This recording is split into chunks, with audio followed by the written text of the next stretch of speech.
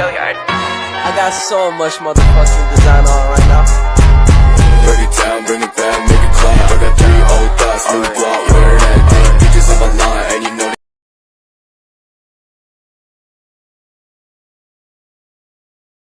Baik, kita masuk dalam cara pembuatan dapus.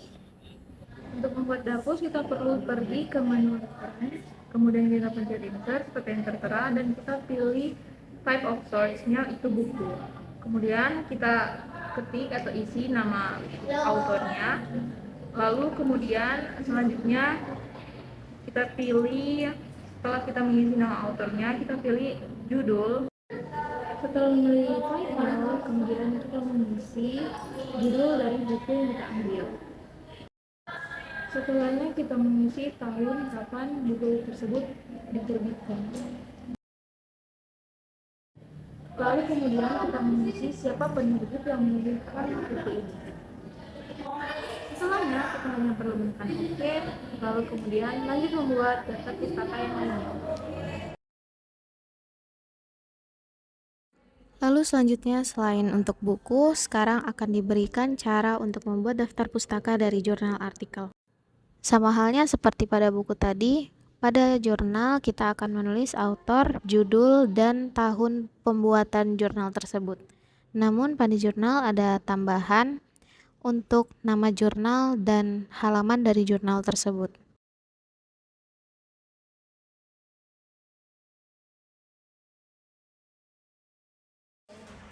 Setelah mengatur dapus dari buku dan jurnal, kita tentukan dapus dari website. Kali ini kita menambahkan author, nama page, nama site, tahun, bulan, dan tanggal, beserta link dari website tersebut.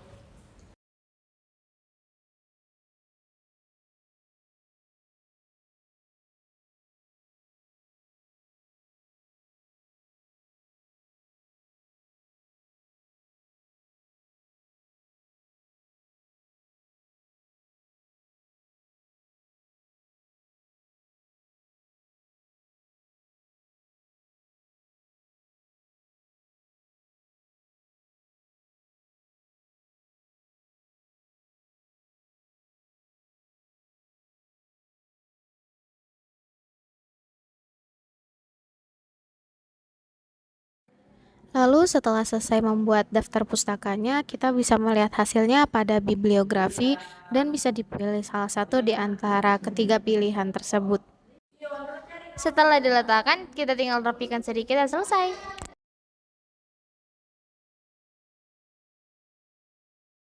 Baik, jadi di sini saya akan membahas tentang cara membuat diagram batang pada Microsoft Excel. Nah, jadi di sini saya akan membuat terlebih dahulu data-data yang akan dimasukkan ke dalam diagram batang tersebut.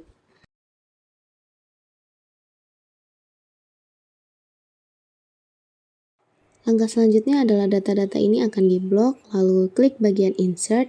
Pada bagian Charts ini terdapat beberapa gambar seperti diagram batang, grafik garis, diagram lingkaran, histogram, dan lain sebagainya. Lalu di Chart Tools pada bagian Chart Design terdapat di sebelah kiri ada Add Chart Element. Add Chart Element ini berfungsi untuk menambahkan elemen yang terdapat pada diagram batang ini. Sebagai contoh, di sini saya akan menambahkan elemen keterangan di sebelah angka, yaitu tingkat pengangguran dalam bentuk persen. Dan di sini kita juga bisa menukar posisi data dari baris menjadi kolom atau kolom menjadi baris dengan menggunakan switch row or column agar menjadi lebih rapi. Lalu pada bagian Chart Style terdapat beberapa pilihan untuk merubah style yang digunakan pada diagram batang yang diinginkan.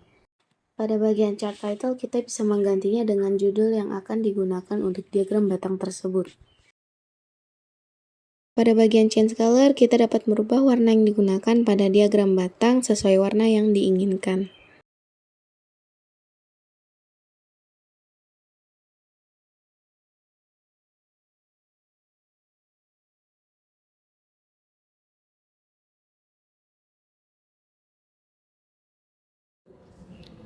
Baik, setelah mengumpulkan data-data yang ada, sekarang kita akan mencari rata-rata yang ada.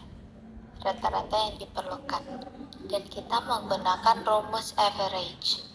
Yang pertama, kita gunakan rumus average untuk data Februari 2022 dan Agustus 2022. Kita buat tabel tahun 2022. Setelah itu kita gunakan rumus average. Caranya kita ketik sama dengan average, buka kurung B3, titik 2C3, lalu ditutup kurung. Setelah mendapat nilai rata-rata yang bagian atas, kita tarik sampai ke bawah sampai selesai datanya. Kita lakukan juga hal yang sama untuk data tahun 2023.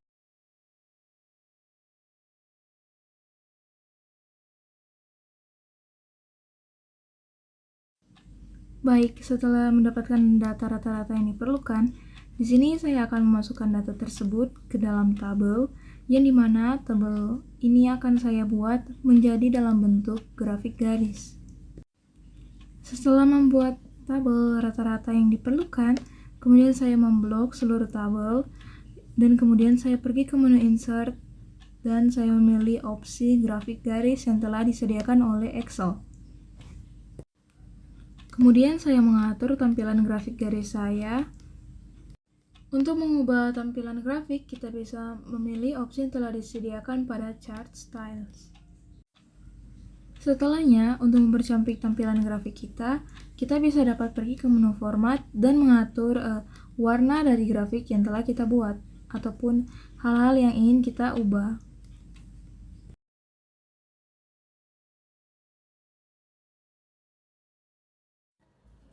Sekarang kita masuk dalam tutorial PowerPoint.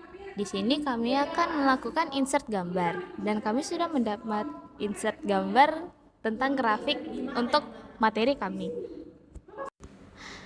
Kita tinggal mengatur, dan setelah sudah selesai, kita coba memasukkan bentuk, dan kita atur sesuai keinginan kita dengan warna yang bervariasi, warna sesuka kita juga, dan kita atur.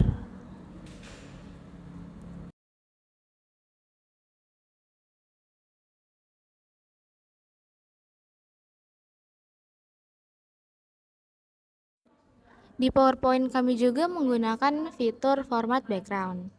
Kami akan mengubah background menjadi warna lumayan kuning ya, krem, dan kita tambahkan pattern atau pola sehingga dia bisa menjadi lebih menarik. Dan seperti ini hasilnya dibandingkan dengan yang awalnya tadi. Lalu pada Microsoft PowerPoint ini saya akan menambahkan fitur 3D model yang terdapat pada insert.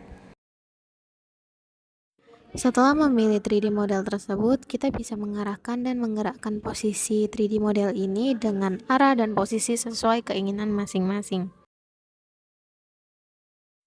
Baik, berikutnya saya akan menjelaskan mengenai fitur yang akan kita gunakan, itu fitur icons. Setelah mengklik fitur icons, kita akan melihat beberapa icons. Situ Anda bisa memilih, tapi saat ini saya memilih 3 icons yang saya ingin gunakan. Untuk saat ini, fitur icons-nya tidak terlihat di layar, tapi jika Anda mencobanya, maka fitur icons akan terlihat pada layar komputer Anda masing-masing. Setelah memilih icons yang kita inginkan, maka icons akan di-download oleh PowerPoint dan kemudian akan ditampilkan ke dalam layar. Kemudian kita bisa mengatur tata letak ataupun besar kecil icons yang kita pilih. Di sini saya mengatur besarnya, lalu saya memisahkannya agar para hadirin sekalian bisa melihatnya dengan jelas. Kemudian setelah icons sudah kita tempatkan dan kita atur dengan sedemikian rupa, di sini saya menambahkan transisi, dan transisi yang saya pilih adalah morph. Lalu kemudian setelah memilih transisi, baru pilih apply untuk semua layar atau slide pada PPT.